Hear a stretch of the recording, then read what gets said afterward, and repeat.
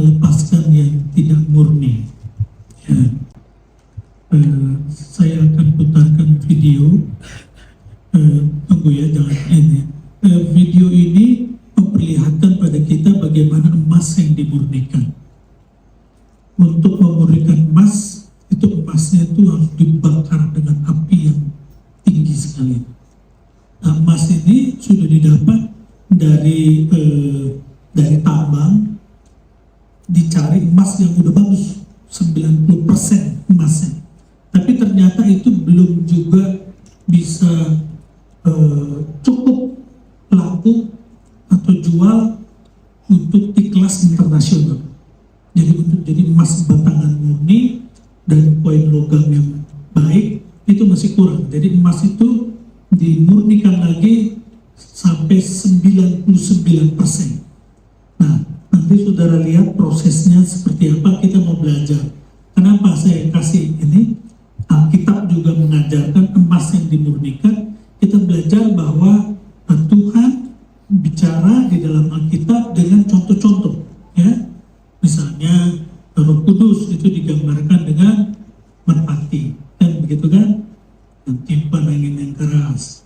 Nah, Tuhan juga ada bicara tentang bagaimana si jahat itu seperti singa yang mengaumkan gitu ya. Jadi ada contoh-contoh.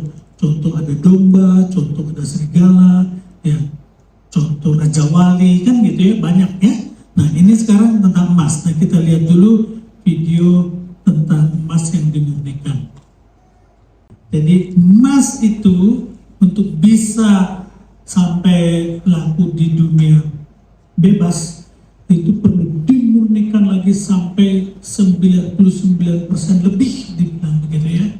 Nah, ternyata di dalam keadaan ekonomi yang lagi bergejolak ini ya, kan lagi perang-perang begitu ya, bergejolak, orang tolak ukurnya ke emas ya. Nah, jadi kita ini sebagai warga kerajaan Allah digambarkan seperti emas yang mau dimurnikan oleh Tuhan ya. Jadi dengan api itu bukan mau merusak emasnya, justru untuk memurnikan. Dengan dibuat seperti tadi proses tadi, emas ini jadi bernilai sangat tinggi. Dan ternyata emas itu pun digunakan di dalam dunia teknologi, dalam dunia kedokteran, ya, dalam banyak hal. Jadi ini gambaran kita sebagai warga kerajaan Allah, justru inilah ya yang membuat stabil keadaan dunia ini. Orang yang dalam keadaan gelap, kitalah yang membuat semuanya menjadi terang. Ya, kita, amin. Itu makanya kita perlu dimurnikan, kita perlu dibuat menjadi lebih seperti Tuhan, karena kita ini diciptakan segambar dan serupa Tuhan ya. Nah, mari kita melihat ya lebih lanjut. Nah, ini dalam sekarang. Nah, ini ada sebuah gereja ya, sebuah gereja ya, ini bersih sekali ya. Nah, Tuhan menghendaki agar hidup kita kudus, maksimal, dan berbuah baginya ya. Jadi hidup kudus, berbuah baginya. Nah, itu rencana Tuhan, rancangan Tuhan untuk kita semua. Kita ini diciptakan oleh Tuhan, bukan untuk sesuatu yang buruk, tetapi untuk sesuatu yang baik. Di mana ada orang produksi mobil untuk sesuatu yang lebih jelek? Ada gitu? Ini sekarang udah keluar, mobil-mobil yang terbaru, mobil China, BYD dengan kecepatan yang 3,5 detik, 100 km per jam.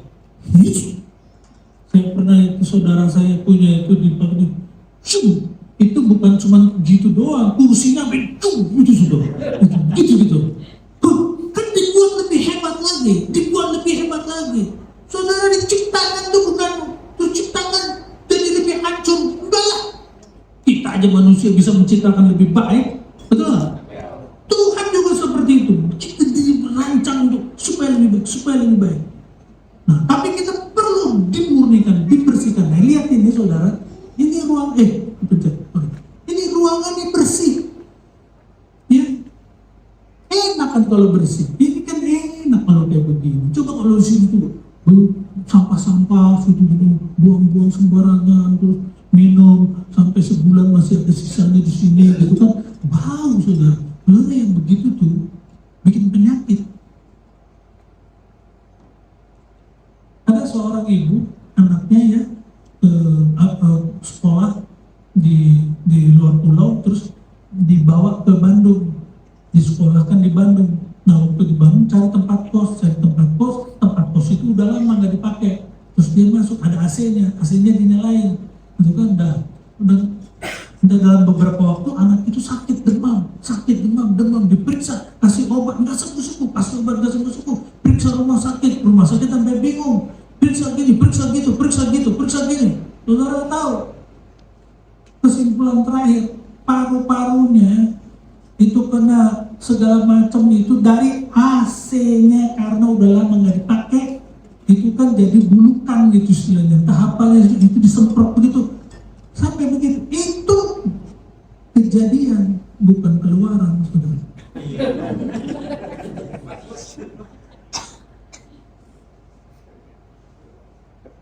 Makanya saya, saudara, kalau saya juga begitu, walaupun misalnya di Bandung jarang dipakai AC-nya, tapi sekali-sekali saya nyalain. Kalau enggak nanti, kalau udah kumannya di dalam, gimana bersihinnya? Padahal tumpang lagi. Udah tinggal dinyalain aja sekali-sekali, saudara.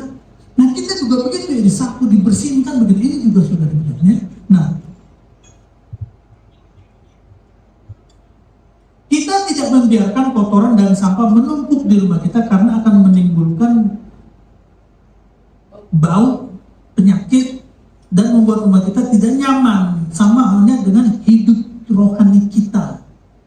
Seringkali tanpa sadar kita membiarkan sampah atau hal-hal yang tidak murni, dosa, kepahitan, kebiasaan buruk tinggal di hati dan pikiran kita, ya.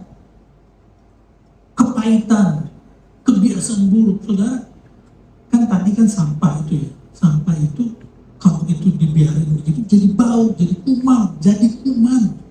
Saudara tahu yang namanya sungai itu dibuang sampah, kuman gitu, betul? Kuman itu. Dan Alkitab pun mengajarkan begitu. Jadi kita ini seperti ya, satu di Ibrani dan di Wahyu itu ada absintus yang bikin itu jadi sesuatu. Kalau kepahitan itu pahit itu nanti akan menyebar. Ya, jadi kalau kita ini gelas putih, kita tetesin tinta gitu, dia akan kelihatan jelas menyebar begitu. Ya, nah kita juga begitu, jangan biarin ya kebusukan di hati kita, hal-hal buruk, hal jahat, jangan dibiarin. Nanti ini nular, ya. Nah, nanti kita bilang temennya juga itu karena begitu lagi kan menular lah itu, ya. Nah kita harus bersihkan itu kebiasaan buruk yang tinggal di dalam hati kita. Nah kita lanjut. Nah nih, saudara lihat itu. So bayangkan kalau suami kayak begitu sama istri, kamu dong, gitu. Depan ibu nggak, kamu dong, datang si istri juga begitu, kamu pintar aja, ya.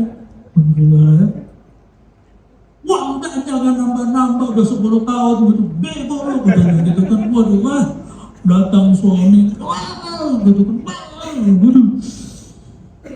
anaknya bingung. Ada pertandingan apa ini? Saudara. Alkitab mencatat berapa hal yang harus dibuang. Perkataan kotor, gosip, digosok makin sih, dibuang. Makian, ya, suami sama istri jaga, ya. Pulang kerja suami udah capek, kopi di mana nih? Kayak nggak tahu aja kopi di mana, tuh di situ. Gulanya jangan banyak-banyak. Mau habis, orang juga belum gajian, gajian belum turun gitu. Makian, jaga. Warga kerajaan nggak seperti itu. Emasnya emas murni. Amin. kegeraman, kemarahan, ketamakan, percabulan, fitnah dan lain sebagainya. Ya, Tuhan tidak sedang menghancurkan kita dalam pemurnian itu, tetapi sedang menyingkirkan segala yang palsu agar yang murni dan sejati tinggal dalam hidup kita. Luar biasa ya, saudara. Kalau kita ini melihat orang yang homeless ya, gembel pinggir jalan yang udah nggak mandi, mungkin 6 bulan kali ya, itu rambutnya juga mungkin ada banyak lah apa itu ya. Kira-kira saudara, kalau saudara mau menolong dia gitu ya, mau bawa ke rumah gitu, ajak makan, kira-kira diapain dulu? Mandiin dulu, dibersihin dulu, baru duduk semeja kan begitu. Betul nggak? Tuhan juga begitu, Tuhan Maha Kudus.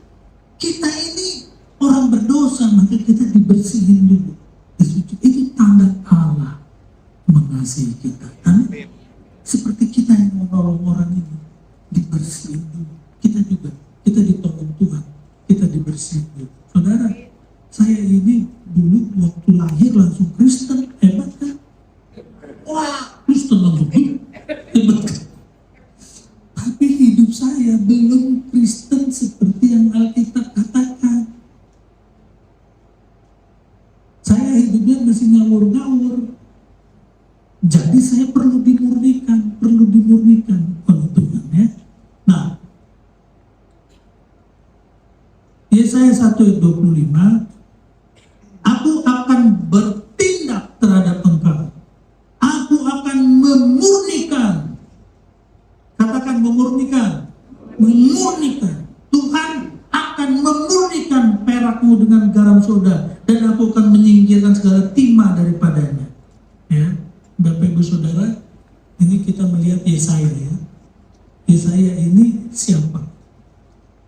Nabi Yesaya ini yang menubuatkan kelahiran dari Tuhan Yesus. Dia 8 abad sebelum Masehi. Bayangkan, ratusan tahun kelahiran Tuhan, dia sudah menubuatkan. Jelas ya. Dia bilang penasihat ajaib, Allah perkasa, Bapa yang tengah, Raja damai ya. Seorang anak telah lahir, udah dinubuatkan, bayangkan itu saudara. Nah, nabi yang seperti ini saudara, yang bisa menubuatkan ratusan tahun ke depan. Tuh, saudara ada tahu bulan depan terjadi apa? Ada tahu? Enggak tahu. Ini 600 tahun dia udah bisa. Dia menyampaikan sesuatu kepada bangsa Islam.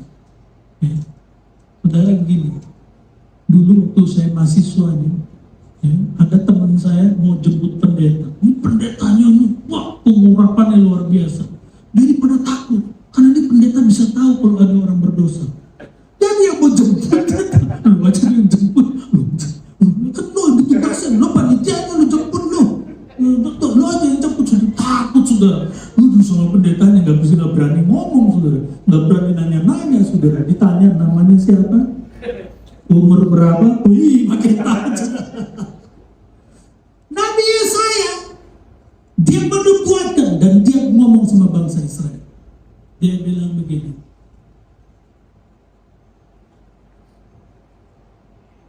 kamu menjalankan ibadah, namun hatimu jauh dari Tuhan.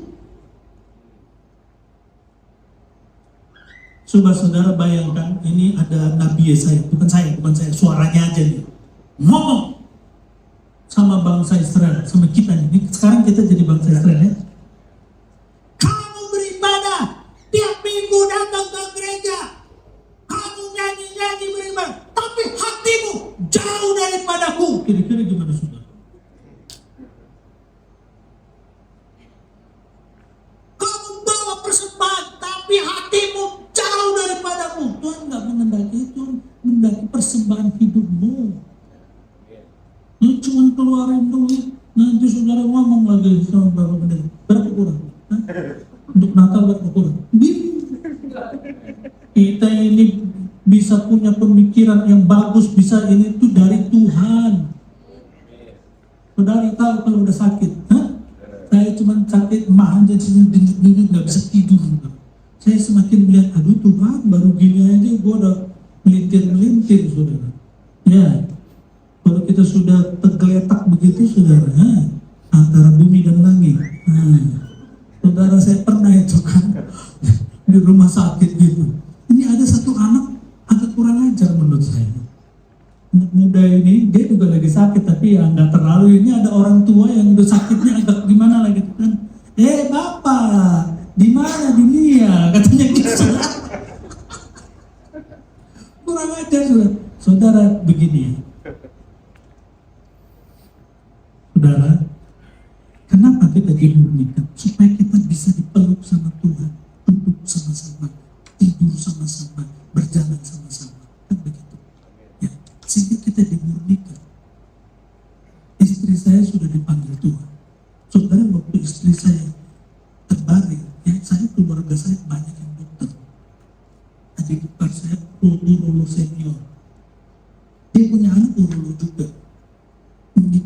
Anak itu menikah sama seorang istri, istrinya bapaknya itu urolog kelas ini lagi di Bandung. Tahu semua itu. Ya. Profesor Sihombi. Punya anak dokter. Tapi ketika istri saya terbaring, kita nggak bisa apa-apa. Semua kita berhadapan dengan Tuhan. Saudara, ada waktu di mana nanti kita ditanya sama Tuhan, menurutmu aku ini siapa? Kan Tuhan tanya murid-muridnya kan, menurutmu siapa? Itu mana kita dimurnikan supaya kita dekat dengan Tuhan. Kalau enggak, mana bisa? Ya, di sebuah KKR ya, di luar pulau, waktu itu saya khotbah, udah ratusan orang maju. Terus saya mau doakan, begitu saya mau maaf ya, ini saya nggak sebut di daerah mana, baru sudah. Jadi saya mau refleks gitu, bukan ini saya refleks. Tapi kan saya tahu saya harus doakan. Ya udah saya peluk saudara. Pokoknya ya udahlah gitu kan. Saudara, kita ini bau dosa kita banyak. Tukang bohong. Saudara tahu yang namanya gini ya, saya bilang ya. Kalau kita ini mengecoh orang, itu kata halusnya dari menipu. Ini mas murni, nggak bisa. Ini murni. Saudara jangan dikuning-kuningin begitu. Tahunya dipolesin ini, dicat emas gitu. Tipu-tipu. Itu mengecoh, itu menipu, itu dosa, kan begitu. Saudara, Tuhan tidak bisa. Itu banyak kita diberikan. Tapi thank you Lord, terima kasih Tuhan. Karena dengan demikian kita menjadi kekasih-kekasih di Tuhan, biji mata Tuhan. Amin. Nah, bangsa Israel dibilang sama Nabi Yesaya, kehidupan moral merosot, penyembahan berhala, ketidakadilan sosial.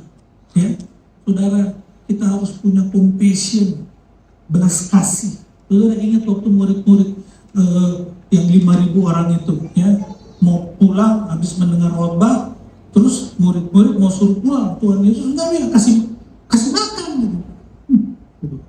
Dari mana kasih makan 5.000 orang? Tapi mujizat terjadi, 5 roti dan 2 ekor ikan.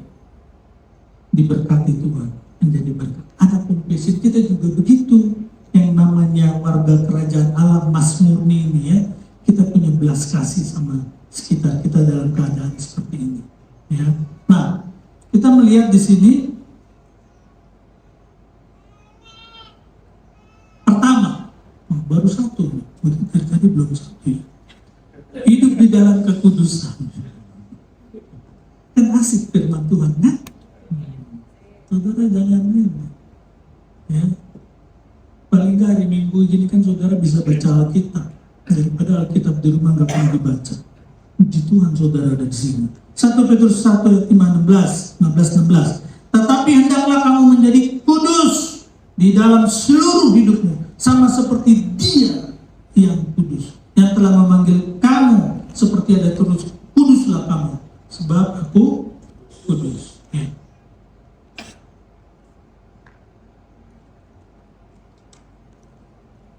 Saudara lihat di sini. Kudus itu hagios, terpisah, dipisahkan, ya, secara rohani, secara karakter. Tapi kehidupan kita ada di dunia. Kehidupan kita seperti anak muda ini, dia ada di dalam lingkungan itu, sama-sama semua. Tapi dia sesuatu yang berbeda. Ya, sama. Kita juga begitu di dalam dunia kantor, dalam dunia pendidikan, di mana sama kita ya, ngobrol apa semua. Tapi kita berperilaku berbeda, punya karakter yang beda. Saudara yang dikasih Tuhan, kita ini dikuduskan.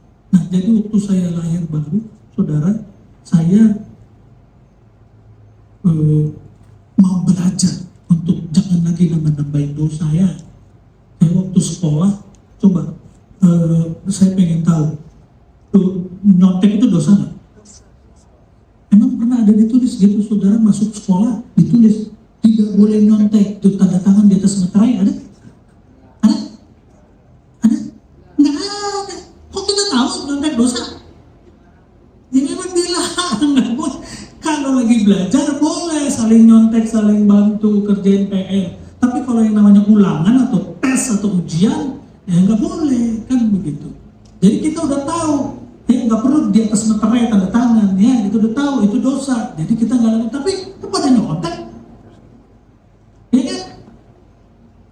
Siapa yang di sini yang dari lahir sampai sekolah memang nggak pernah nyontek tuh agak tangan dulu. Kan pasti nyontek. Jadi saya waktu 3 SMA ini semua belajar lah untuk tidak nyontek. Ya saya belajar. Tapi waktu ujian terakhir nih biologi kelas 3 SMA, itu kan berarti biologi 1, 2, 3. Nah, karena saya agak lumayan lah gitu ya. Jadi pada belajar di rumah saya, belajar di grup belajar. Nah, grup belajar terus besok ujian.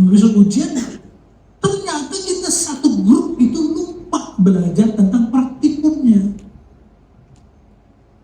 Bagaimana irisan bawang, bagaimana terkodok gitu, ya, diiris itu nanti apa, pokoknya ada lagi. Nah, keringet dingin dong saya, satu grup saya, aduh, nggak belajar, padahal tuh ujian terakhir.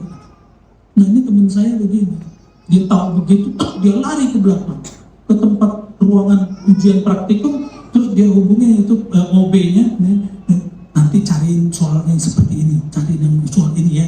Jadi di praktikum itu ditandain gitu, terus dikasih tahu ini nanti nih, kayak gitu. Dia masuk lagi ke kelas, dia temuin saya, ini real ini, dia temuin, dosisnya aja kita udah keringet dingin satu grup, cepet. Saya takut ya. Akhirnya saya berdoa sama Tuhan, tolonglah Tuhan, 2 soal ini yang saya mau pelajari. Nah, 2 ini Tuhan, irisan bawang dan kodok, cuma itu. Udah, saya jalan lah itu, masuk ke ruang itu praktikum. Pokoknya begitu saya lihat, tentu banyak nih mikroskop. Satu itu saya menuju ke situ, saya lupa. Betul, irisan bawang. Tuhan Yesus tolong. Dan saya berhasil dalam ujian itu. Saudara, ada prosesnya. Nggak gampang. Kadang-kadang kita mau gampangnya, ya kan? Saudara nyontek dan saudara berdoa, ampuni aku Tuhan. Kurang ajar itu saudara. Nggak bisa begitu ya. Ya. Allah yang memanggil kita adalah kudus, maka kita sebagai anak-anaknya harus mencerminkan kekudusan Allah yang adalah Bapa kita. Mencerminkan. Kita ini mencerminkan pada dunia Allah itu seperti apa. Yesus itu mencerminkan kasih Allah kepada kita. Kalau kita nggak pernah melihat, kalau dia tidak mati untuk kita, bagaimana kita bisa tahu? Kita juga begitu mencerminkan pada dunia ini. Saudara, kalau saya naik mobil, terus saya mau putar balik, saya lihat cerminnya itu, kaca spion. Saya cuma dalam hati, ini kaca spion kalau bohong sama gue, kira-kira gimana ya? Saya begini, kosong. Saya gini, bingung saya bilang, kira-kira gimana? Kita ini cermin bagi dunia ini. Kalau kita bohong, hancur dunia ini. Saudara bisa lihat itu? Kita ini cerminan. warga kerajaan Allah yang berbeda dari dunia ini. Amin. Bisa gitu Pak? Bisa. Kita lihat ya bagaimana para pemimpin-pemimpin kita ya bisa. Dari keteladanan Tuhan Yesus bisa. Keteladanan itu penting. Jadi kalau menurut saya negara ini kayak begini, ada pemimpin-pemimpin yang tidak memberi teladan. Pak jangan begitu Pak. Saya hamba Tuhan berdiri di mimbar. Saya punya suara yang menyampaikan suaranya Tuhan. Amin.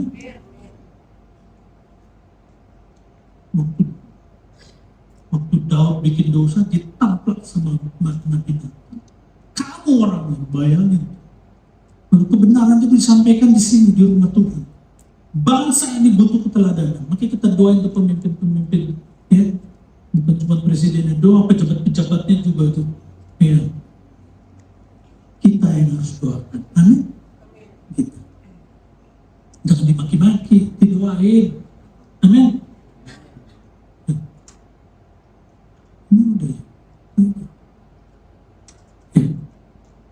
Kekudusan meliputi integritas perkataan, pikiran, mata hati, serta tindakan sehari-hari.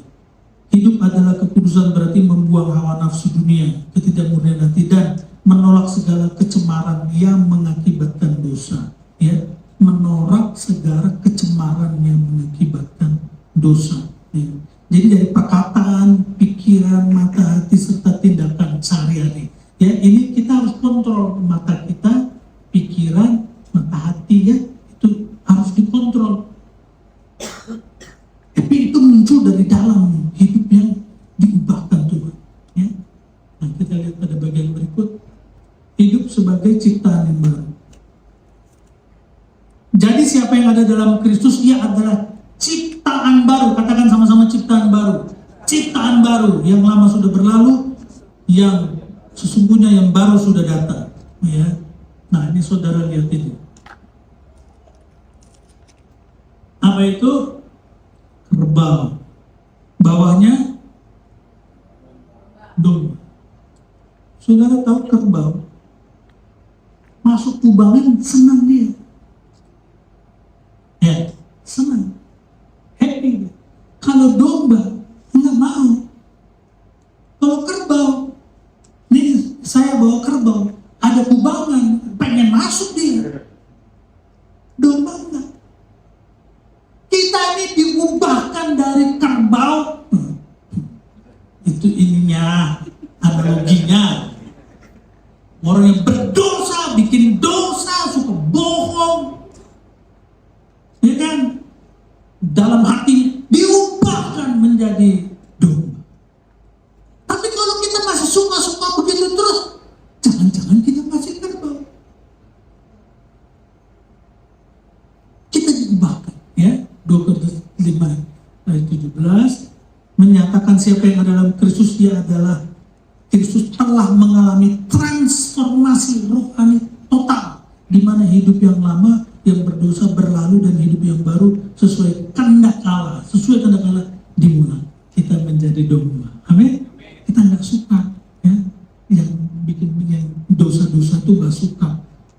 Bisa saja kita sekali waktu terpleset atau apa, bisa saja. Kita kan bukan malaikat tiba-tiba semuanya jadi ini, ya, itu mungkin saja, ya.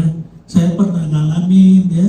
Saya berdoa di pagi hari saat teduh, saya berdoa, Tuhan, ya, tolong saya supaya sabar, Tuhan, supaya sabar, ya.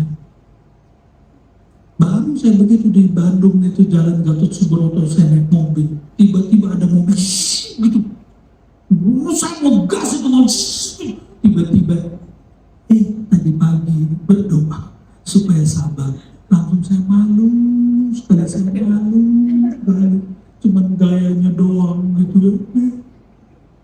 Saudara tahu di Alkitab itu ada itu yang murid Tuhan Yesus itu, kalau ngomong, sekalipun mereka semua gugur imannya, aku akan setia mengikut engkau. Siapa dia? Petrus. Tar ayam berkokok lo 3 kali nyangka. Setia. Memang setia sampai Taman Getsemani, setia dia. berani ada yang ganggu Tuhan Yesus, pak, telinganya dipotong, kan gitu kan? Petrus tuh. Tapi ketika dibilang, kamu kan sama dia, bukan. Sampai ketiga kalinya bersumpah, saudara. Petrus juga dimurnikan sama Tuhan. Ya? Nah, kita juga begitu. Kita sudah jadi ciptaan yang baru. Kalau kita sudah merasa, aduh, nggak suka lagi hal-hal yang seperti itu, nggak suka lagi yang buruk-buruk, apa ya? Itu tanda Tuhan bekerja di dalam hidup kita. Amin. Saudara sukanya datang ke gereja, nggak ke tempat-tempat yang aneh-aneh, kan itu tanda, ya, tanda. Semua itu ada tanda. Mau hujan ada tanda. Langit mendung, anginnya mendung, tanda. Kita bisa menilai zaman. Kita mau sakit, aduh agak demam, kan gitu kan? Ada simptom, kan gitu. Nggak cuma tiba-tiba yang ada perutnya itu, ada kena itu, ada simptom. Jadi kita juga begitu, ada tandanya. Nah, menjadi ciptaan baru adalah karya Tuhan Yesus. Ketika percaya dan menerimanya sebagai Tuhan Juru Selamat pribadi kita, saat itulah identitas kita berubah dari hamba dosa menjadi anak Allah. Ya. Amin. Ketidakmurnian menghalangi persekutuan dengan Allah. Di Yesaya 59 ayat 1 dan 2, sesungguhnya tangan Tuhan tidak kurang panjang untuk menyelamatkan, pendengarannya tidak kurang tajam untuk mendengar, tetapi yang merupakan pemisah antara kamu dan Allahmu ialah segala kejahatanmu, dan membuat dia menyembunyikan diri terhadap kamu sehingga ia tidak mendengar, ialah segala dosa, segala kejahatan. Saudara tahu di Matius 7 ya, kan dibilang itu, engkau yang melakukan mujizat, yang melakukan ini, mau itu, hidupnya kelihatannya benar. Terus Tuhan bilang, aku tidak mengenal engkau yang melakukan kejahatan. Kan begitu. Saudara, jadi begini. Begini ya. Ini suami istri. Coba berdoa dia, yang suami berdoa, yang istri berdoa. Kira-kira dua-dua berdoanya kayak apa? Hah? Dua-dua merasa benar kan? Tapi yang istri ngelapor sama Tuhan, Tuhan dia sakiti hatiku, kan gitu kan? Yang suami gimana? Tapi dua-duanya ini cemati, dua-dua, bukan di sini, bukan dua. Cemati gitu, beribadah orang. Oh, puji Tuhan, 10 menit lagi, lumayan. Cukup. Cek, kira-kira gimana? No. Dua-dua berseru kepada Tuhan, kan? Tolonglah hidupku, kan gitu. Yang istri, ketika aku berbeban berat. Yang suami juga, ketika aku berbeban berat, gitu kan? Dua-dua begitu, saudara. Coba. Istri menganggap suami melakukan kejahatan. Suami menganggap istri juga jahat, kan begitu. Dua-dua begitu. Saudara, bayangkan. Aku tidak mengenal engkau yang melakukan.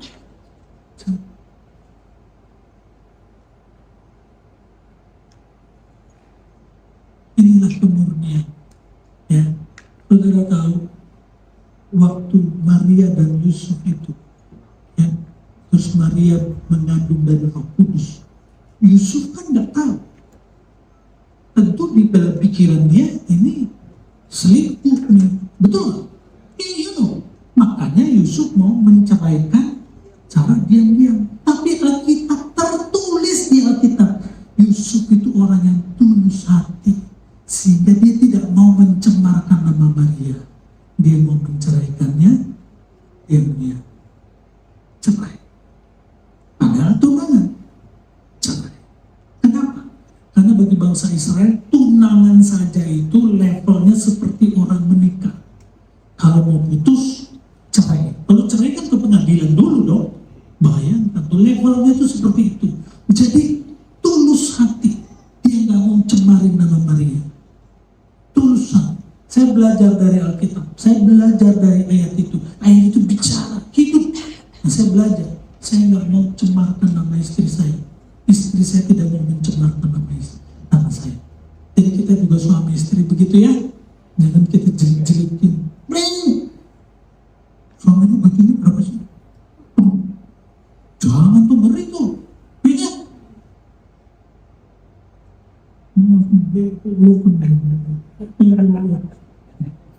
Udah 10 tahun lu gak nambah-nambah lu, gitu kan? Lu masak cuma telur doang, saudara. Ya, nah di sini kita melihat ya,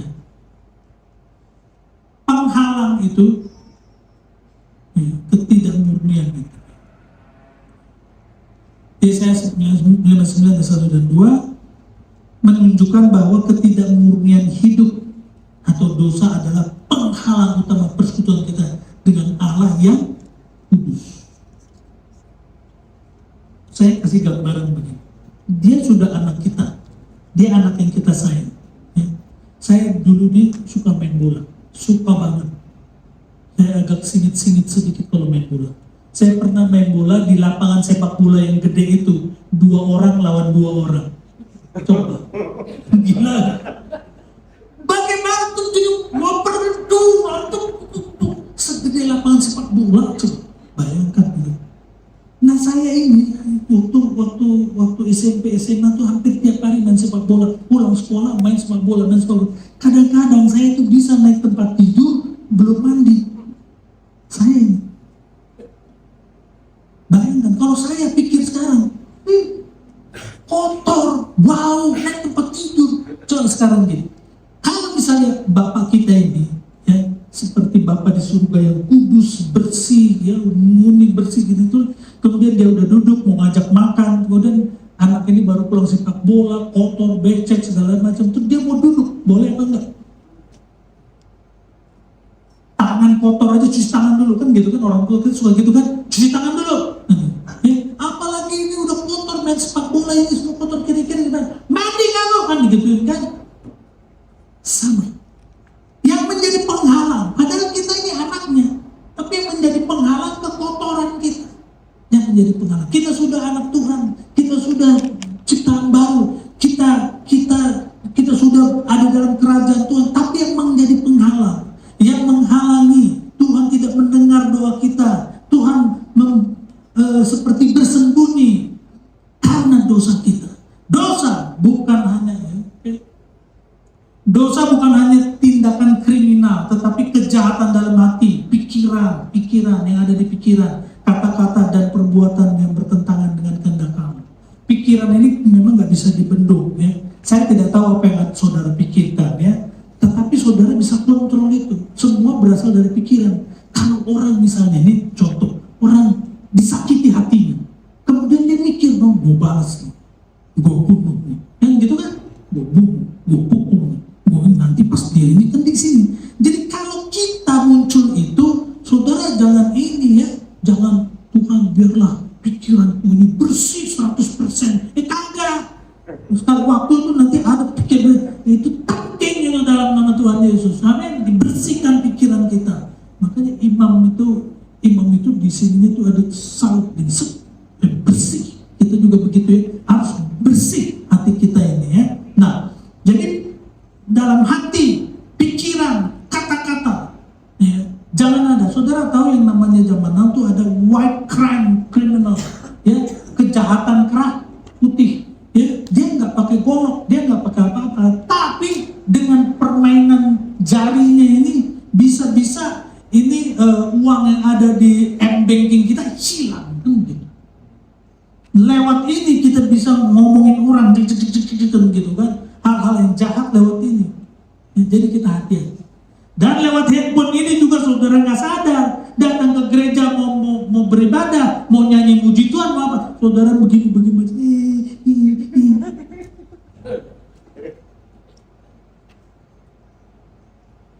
Bertobatlah kau. Padahal saya mau ngomongnya bertobat. Amin. nggak lama kita sama Tuhan di sini ya, nanti kan pulang ya, ya ada waktunya. Saya manusia, saya juga kalau lagi dekat seminar apa juga kayak agak boring gitu, saya udah mau buka handphone saya, tapi waktu saya udah lihat gitu sudah, dia kan mengganggu saya ini handphone ini kan, kalau udah begitu kan, aku bingung sama handphone, dia betul, dia oke, ini waktunya nyembah Tuhan. Amin. Saudara, saya kalau lagi di depan TV saya, ini kan TV tempat tidur, sana kamar mandi, itu kalau lagi, itu kan kalau sistem sekarang tuh sistem algoritma. Jadi TV saya itu pagi atau subuh tuh khotbah yang muncul, nanti pagi puji-pujian, dan terus puji-pujian gitu. Saya di depan TV, kadang-kadang saya gini aja, udah lagi kena gitu, saya diam aja di depan TV, saya ngangkat tangan, nyembah, ya semenit, 2 menit, gitu saudara, ya. Nanti saudara kalau enggak kapan lagi? Saya lagi belajar loh, kalau itu ada tiba-tiba saya berhenti nyembah Tuhan, gitu ya. Nah kita cuma kalau enggak nanti kita nyembah Tuhan yang agak beneran tanda kutip pun di sini, karena ada yang di sini juga nyembah Tuhan juga enggak sepenuhnya. Kita sembah Tuhan dengan segenap hati di sini, ya, memuliakan nama Tuhan, nggak lama, ya, gitu. Dosa menciptakan jarak atau tembok tebal antara manusia, dan dosa juga bukan hanya melanggar aturan, merusak relasi atau hubungan. Dosa merusak hubungan kita sama Tuhan, hubungan sama sesama, ya, hubungan sama sesama. Kan tadi di Efesus dibilang, ya, perkataan kotor apa yang tidak membangun, ya enggak? Itu kan ini, bro, sama namanya bro, Erik, saya belum terlalu dekat sama Erik, tapi kalau tiba-tiba saya bilang gitu ya, saya minta sesuatu terus salah gitu, terus saya bilang bego lo, saya bilang kiri-kiri, dia gimana? Rusak hubungan, rusak hubungan. Jadi hati-hati. Nah, kita jangan rusak hubungan sama Tuhan karena dosa kita. Ketika saya melakukan dosa, rusak hubungan. Ketika saya melakukan dosa, rusak hubungan dengan kita. Jaga hubungan kita sama Tuhan. Amin. Murnikan hidup kita, murnikan, ya. Itu makanya saudara, kalau kita berdoa, kita kok kayak nggak dijawab-jawab, kok kayak nggak ada apa, ya. Murnikan hidup kita, rasakan itu Tuhan dekat dengan kita. Saat ketidakmurnian hati atau dosa kita dibereskan, tangan Tuhan tidak kurang panjang untuk menolong dan memulihkan kehidupan kita, sehingga kita akan kembali menikmati persekutuan yang manis dengan Tuhan, ya. Kelihatan untuk menolong dan memulihkan kehidupan, sehingga kita akan kembali menikmati persekutuan yang manis dengan Tuhan yang dan Tuhan yang Bapa kita, ya. Itu PPT-nya. Nah, saudara lihat tangan Tuhan yang seperti itu. Kalau kita sekali waktu mungkin salah atau apa, ya Tuhan itu setia. Kecuali kita yang ninggalin Tuhan. Saudara lihat bedanya Yudas sama Petrus. Yudas melakukan kesalahan, tapi dia lari. Petrus melakukan kesalahan, tapi dia datang sama Tuhan, ya. Tapi dia perlu dipulihkan. Petrus, apakah engkau mengasihi aku? Ya Tuhan, aku mengasihi engkau. Ditanya 2 kali, Petrus, apakah engkau mengasihi aku? 2 kali pakai kata agape. Yang ketiga, apa engkau filia? Mengasihi sesama itu filia. Ya Tuhan, aku mengasihi engkau Tuhan. Saudara, Petrus dimurnikan. Petrus yang rasul dimurnikan. Rasul Paulus berkata, sebab itu aku senantiasa berusaha untuk hidup dengan hati nurani yang murni di hadapan Allah dan manusia. Ini Rasul Paulus. Rasul Paulus itu menulis kitab banyak, Galatia, ya, Efesus, Filipi, ya, Roma, Paulus, hikmatnya luar biasa. Tapi Rasul Paulus bilang, aku senantiasa berusaha. Nah, kalau kita ini yang model begini, model saudara sama saya, nggak mencontoh Rasul Paulus, mau jadi apa kita? Ya.